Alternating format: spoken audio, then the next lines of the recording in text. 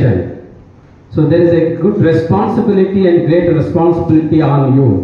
You have to educate the neighbors of you, the villagers, the friends and other people, because you are the youth and you can understand what will happen if you use the drugs or if you involve in the ragging, etc.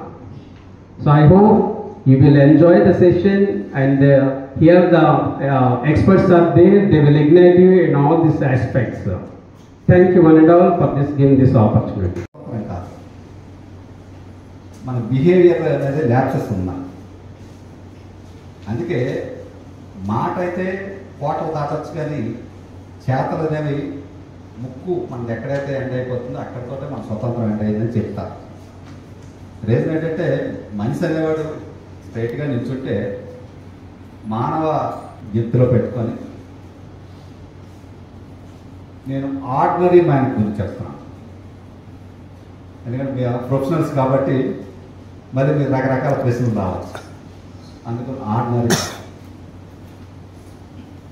ఇప్పుడు వీటి ముందు ఏదైతే నేను మీకు ఈ రెండు రుగ్మతల గురించి చెప్పినానో, ragging కానీ డ్రగ్ కానీ, వీటి గురించి మీ అందరికీ అవగాహన కల్పించడం కోసం వాటి తాలూకా దుష్ప్రభావాలు మానవాళి మీద ఏ రకంగా ఉంటుంది అనేది చెప్పడానికి, అలాగే వాటి వల్ల సొసైటీకి వచ్చే నష్టాలు ఏంటి అనేది చెప్పడానికి మన ముందు ఎక్స్పర్ట్స్ ఉన్నారు. దయచేసి వాళ్ళందరినీ ఒక్కొక్కరిని మనం వాళ్ళ తాలూకా బిఎన్ఎస్ అప్పుడు ఇండియన్ ఎవిడెన్స్ యాక్ట్ ఉండేది, ఇప్పుడు బిఎన్ఎస్ఏ అని, బిఎస్ఏ, బిఎన్ఎస్ఎస్, బిఎన్ఎస్.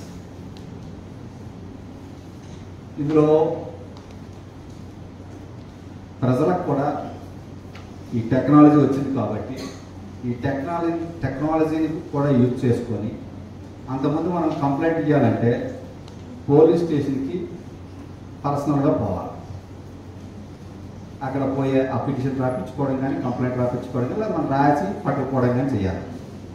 ఇప్పుడు వచ్చిన కొత్త చట్టంలో ఏంటంటే మీరు మెయిల్ ద్వారా కానీ వాట్సాప్ ద్వారా కానీ కంప్లైంట్ పంపించవచ్చు.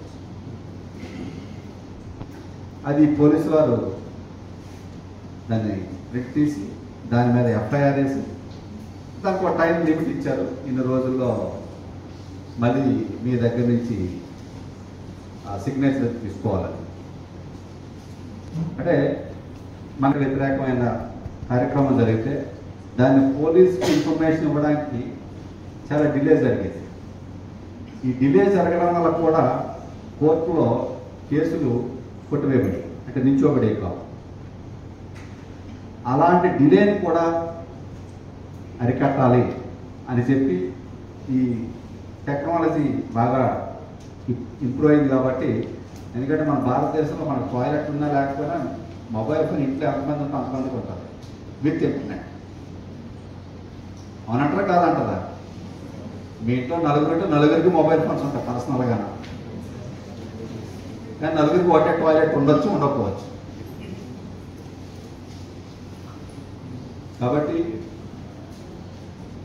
అలాంటి చట్టంలో ఉన్న మంచిని మనం మీరందరూ కూడా ఉపయోగించుకొని, అది ఆ చట్టాన్ని ఉపయోగించడానికి కూడా మిస్యూజ్ కాకుండా మన బాగు కోసం, సమాజ బాగు కోసం వాడాలి.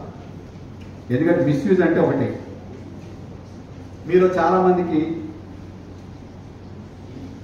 అక్కలో, బావలో, అన్నలో, తమ్ముళ్ళు, అన్నలో, మామలో అందరూ ఉంటారు కదా. ఎస్పెషల్లీ ఈ వరకట్నం మీద హెరాస్మెంట్ అనేది 498 అనేది ఒక సెక్షన్ ఉండేది. అది మీరు విరివిగా ఉండి ఉంటారు. ఎందుకంటే అది ఒకప్పుడు అందులో కేసు అంటూ పోలీసు వారు రిజిస్టర్ చేయడం జరిగితే, రిజిస్టర్ చేసిన తర్వాత ఎంతమంది ముద్దాలుగా చేరిస్తే అంతమంది ముద్దాలని అరెస్ట్ చేసేవారు, కోర్టు ముందు పెట్టేవారు, కోర్టు కూడా రిమాండ్ ఇచ్చేది, బెయిల్ కూడా అది నాన్ బెయిలబుల్ సెక్షన్స్ కింద పెట్టేవారు. కానీ రాను ఇప్పుడైతే అందులో అరెస్ట్ చేయడానికి లేదు. ముందు